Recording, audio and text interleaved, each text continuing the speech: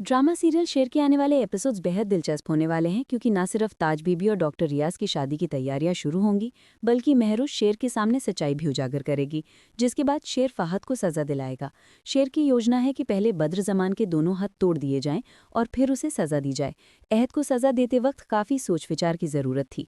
फहद ने ही फहद को कत्ल होने का मौका दिया। महरूज भी एक कड़ा कदम उठाकर अपने भाई को सच्चाई बताने वाली है।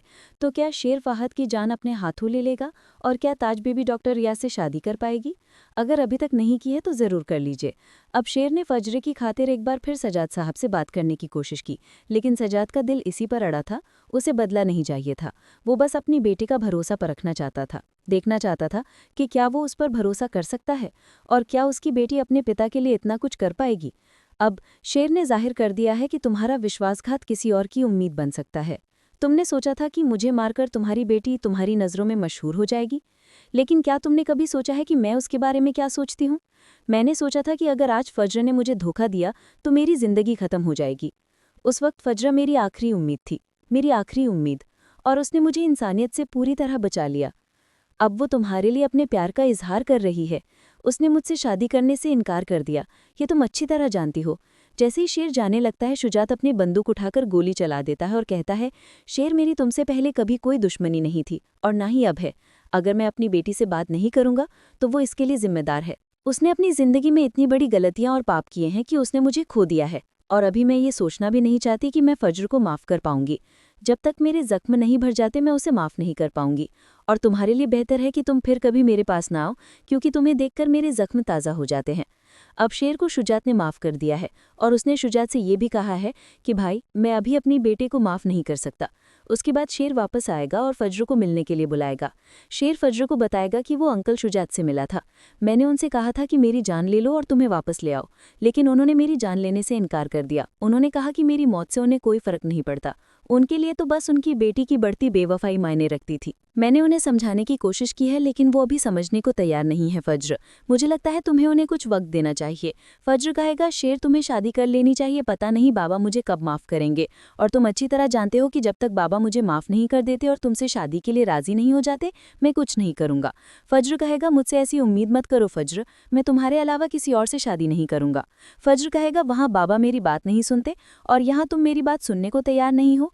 तुम जानते हो शेर, मैं बहाने बनाते बनाते थक गया हूँ कि मैंने कुछ नहीं किया, ये मेरी गलती नहीं है। और अब तुम जानते हो कि मैं क्या सोचता हूँ, मुझे तुम सबसे दूर चले जाना चाहिए। मैं बस तुम सबके साथ अकेला रहना चाहता हूँ। फज्र कहेगा, तुम अपने बारे में सोच रहे हो, कभी मेरे बारे में भी सोचो।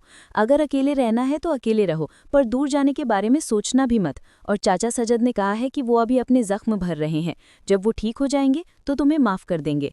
फज्र, तुम्हें हिम्मत रखनी होगी, और मैं भी इस समय बहुत व्यस्त हूँ। मुझे पता है कि तुम अपने पिता की मर्जी के बिना शादी नहीं करोगे। मैं भी अपने काम में व्यस्त हूँ। मैंने अपने दुश्मन से भी बदला ले लिया है। फज्र, मैंने एक दुश्मन को मार गिराया है और उसे इतनी बुरी तरह फंसाया है कि वो कभी बच नहीं पाएगा।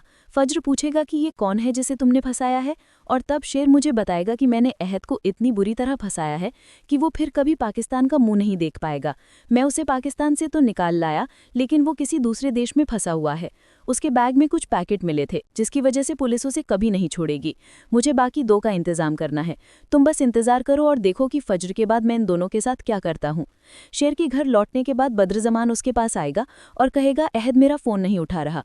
आप उसे फ़ोन करें, बात करें, पता करें कि वो वहाँ है या नहीं। ड्रामा सीरियल शेर के आने वाले एपिसोड्स बेहद दिलचस्प होने वाले हैं क्योंकि न सिर्फ ताज बीबी और डॉक्टर रियाज की शादी की तैयारियां शुरू होंगी बल्कि महरूज शेर के सामने सच्चाई भी उजागर करेगी, जिसके बाद शेर फहद को सजा दिलाएगा। शेर की योजना है कि पहले बद्र जमान के दोनों हाथ तोड़ दिए जाएं और फिर उसे सजा दी जाए। अहद को सजा देते वक्त काफ़ी सोच विचार की ज़रूरत थी। फहद ने ही फहद को कत्ल होने का मौका दिया। महरूज भी एक कड़ा कदम उठाकर अपने भाई को सच्चाई बताने वाली है। तो क्या शेर फहद की जान अपने हाथों ले लेगा और क्या ताज बीबी डॉक्टर रियाज से शादी कर पाएगी? अगर अभी तक नहीं की है तो ज़रूर कर लीजिए। अब शेर ने फजरे की खातिर एक बार फिर सजाद साहब से बात करने की कोशिश की, लेकिन सजाद का दिल इसी पर अड़ा था। उसे बदला नहीं चाहिए था। वो बस अपनी बेटी का भरोसा परखना चाहता था, देखना चाहता था कि क्या वो उस पर भरोसा कर सकता है और क्या उसकी बेटी अपने पिता के लिए इतना कुछ कर पाएगी। अब शेर ने जाहिर कर दिया है कि तुम्हारा विश्वासघात किसी और की उम्मीद बन सकता है। तुमने सोचा था कि मुझे मारकर तुम्हारी बेटी तुम्हारी नज़रों में मशहूर हो जाएगी, लेकिन क्या तुमने कभी सोचा है कि मैं उसके बारे में क्या सोचती हूँ? मैंने सोचा था कि अगर आज फज्र ने मुझे धोखा दिया तो मेरी ज़िंदगी ख़त्म हो जाएगी। उस वक्त फज्र मेरी आखिरी उम्मीद थी, मेरी आखिरी उम्मीद, और उसने मुझे इंसानियत से पूरी तरह बचा लिया। अब वो तुम्हारे लिए अपने प्यार का इजहार कर रही है। उसने मुझसे शादी करने से इनकार कर दिया, ये तुम अच्छी तरह जानती हो।